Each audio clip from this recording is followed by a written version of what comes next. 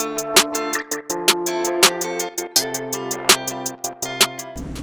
right, so today we've got a 2002 Audi A6 Quatro. The problem we ran into is we're kind of going through and doing a full rundown on this thing. We're doing brakes, suspension, a couple steering components, and CV axles.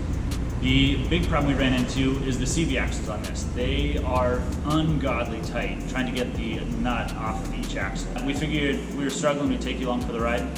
Yeah, come check it out.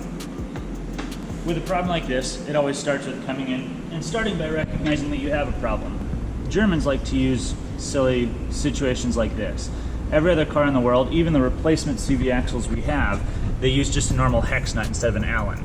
If you come and look, the first step is checking and making sure what our new setup looks like. A normal hex here, exactly as you'd expect. We have the tools to work with this. This is normal.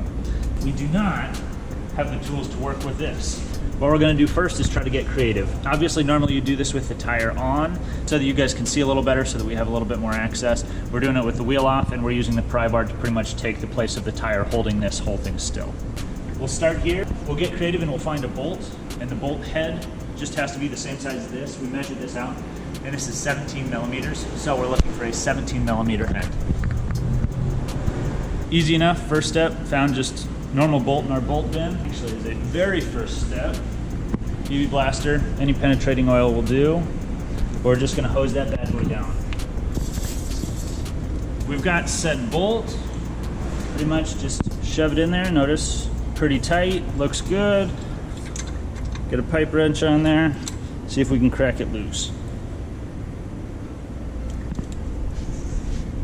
All right, that is not coming loose. Next step is we're going to make a bit of a better tool. We'll take a bolt, we'll weld a nut on the backside so we have something that another socket can grab onto, get a little bit more leverage. We'll stick that in and try with a bigger tool. The big thing is we still got that 17 mil in there. We've got a head we can grab onto with a normal ratchet. This way, pop that in, lean on it, and still nothing. So at this point, we already said please. We are stepping up to the I didn't ask bar.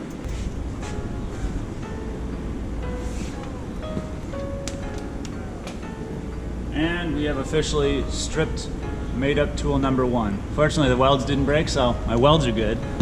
What you guys didn't see is we made up a second tool, gave it another try, did the exact same thing as the first. Rounded out. The next step was to, unfortunately, buy tools. If you have to deal with tools that you need to work, Snap-on is fantastic. They are stupid expensive, but there's a reason they're expensive, and I mean, they're just that good.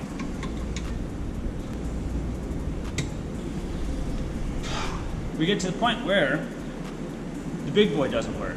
Next step is we're going to impact. It should be stated that normally at this point, if you're struggling with a bolt this hard, obviously you first start by checking your new tool.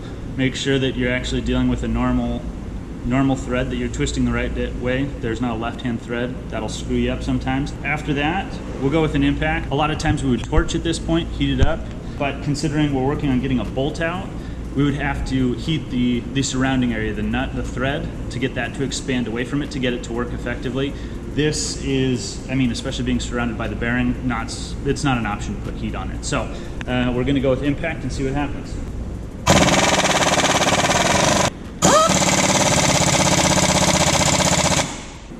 The one part you didn't see is, obviously we called the Snap-on guy Chemo. He's awesome.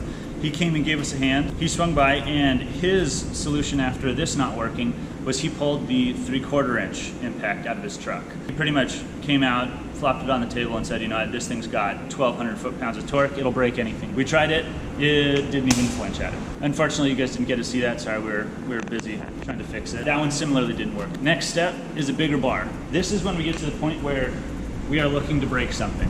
We are gonna keep putting leverage on it and keep building and building and building, and we'll either break the tool, we will break the bolt, we'll break the ground, we'll break something. So one of the big hints is don't pull things directly towards your teeth or your testicles. We are switching away from the normal ratchet and we're going to the breaker bar. It doesn't have ratchets, a whole lot simpler, which means it's not gonna break quite as easy. As for breaker bar, we're going with probably a 4 to 5 foot pipe, big diameter, or big wall thickness, I should say. Another big thing to worry about, aside from your teeth and testicles, is the paint job on the car. Do not pull towards the paint on the car. All right. And we got lucky. That was it. Now that it is broken loose,